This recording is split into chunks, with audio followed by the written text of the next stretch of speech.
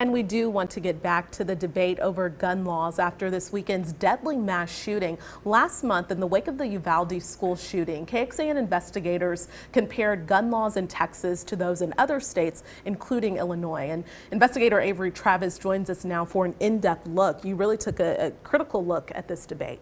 It inevitably becomes the focus of the conversation, right, Jennifer?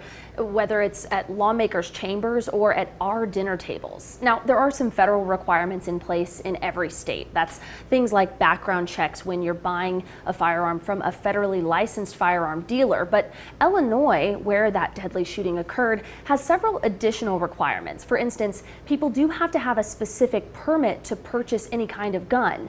It also requires background checks on any purchase, even a sale that's happening between two private individuals. We took a closer look at some other laws and some other states. Our investigation found 4 of the states in the country with the lowest number of gun deaths per capita also require those background checks for private sales. They also require permits to purchase, similar to Illinois. In 2018, Illinois also enacted a Firearms Restraining Order Act, which allows law enforcement or even a family member to file a petition for a judge to remove someone's guns if the person is deemed dangerous. This is often referred to as a red flag law or an extreme risk protection order. Nearly 20 states, from California to Florida, have some form of these laws in place. And Avery, we know there's been a lot of discussion really about firearms coming into Illinois from other states. So what have we learned? What do we know about laws in those other states? Yeah, Illinois' neighbor to the east, that's Indiana, does have a law enabling law enforcement to remove someone's guns in certain situations. Missouri and Iowa nearby, though, do not.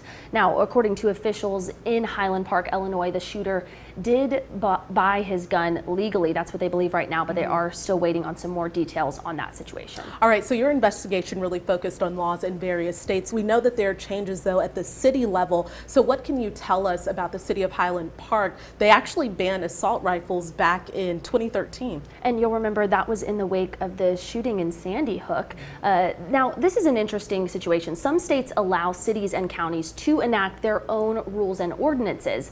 Texas government code, though, actually specifically limits what municipalities are able to control when it comes to the sale, licensing, possession, transportation of firearms, like I said, specifically. Still, Austin City Council recently directed our city manager to look into ways they might be able to increase the age that's required to buy an assault rifle to 21.